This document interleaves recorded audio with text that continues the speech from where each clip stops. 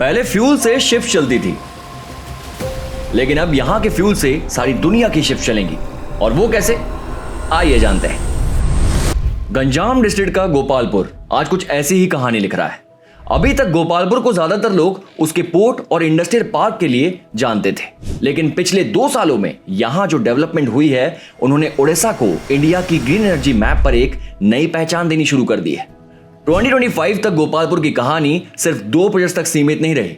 Ganjam district में 28,084 करोड़ के industrial project launch किए गए, जिसमें green hydrogen, green ammonia, solar manufacturing, LNG infrastructure और क्लीन एनर्जी से जुड़े कई मेगा इन्वेस्टमेंट शामिल हैं।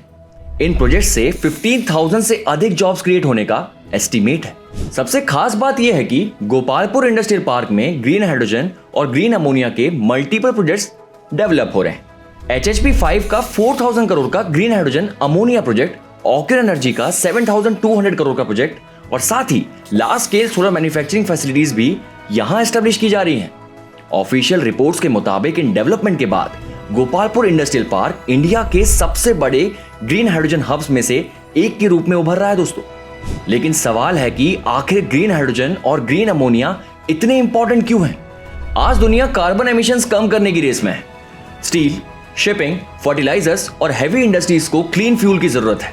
इसी वजह से ग्रीन हाइड्रोजन को फ्यूचर फ्यूल और ग्रीन अमोनिया को फ्यूचर एक्सपोर्ट कमोडिटी के रूप में देखा जा रहा है। और यहीं पर गोपालपुर की सबसे बड़ी स्ट्रेंथ सामने आती है। गोपालपुर के पास डीप वाटर पोर्ट है, मतलब यहां प्रोड्यूस होने वाले ग्रीन अमोनिया सीधा इंटरनेशनल मार्केट तक एक्सपोर्ट किए जा सकते हैं। इसी एक्सपोर्ट एडवांटेज की वजह से ग्लोबल कंपनीज ओडिशा में इन्वेस्टमेंट कर रही है दोस्तों। इसके साथ ECME और जापान की IHI कॉर्पोरेशन ने गोपालपुर में इंडिया के सबसे बड़े ग्रीन अमोनिया प्रोजेक्ट्स में से एक को डेवलप करने के लिए पार्टनरशिप भी अनाउंस की है। ध्यान देने वाली बात यह है कि यह कहानी सिर्फ फैक्ट्रीज की नहीं है, असली कहानी है ओडिशा के इकोनॉमी के ट्रांसफॉर्मेशन की।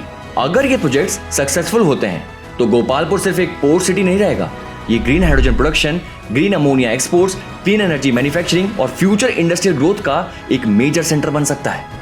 फिलहाल इन्वेस्टमेंट अनाउंस हो चुके हैं, प्रोजेक्ट्स ग्राउंड पर आ चुके हैं और इंफ्रास्ट्रक्चर डेवलप हो रहा है।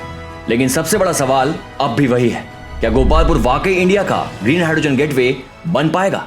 और अगर ऐसा हुआ तो ओडिशा की इकोनॉमी और एम्प्लॉयमेंट लैंडस्केप दोनों में एक बड़ा बदलाव देखने को मिल सकता है। फिर मिलते हैं एक नई कहानी के साथ, तब तक के लिए देखते रहिए ओडिशा ऑन रिकॉर्ड को। हमें सपोर्ट करिए, लाइक करिए, शेयर करिए और सुनिए, सब्सक्राइब भी कर दीजिए।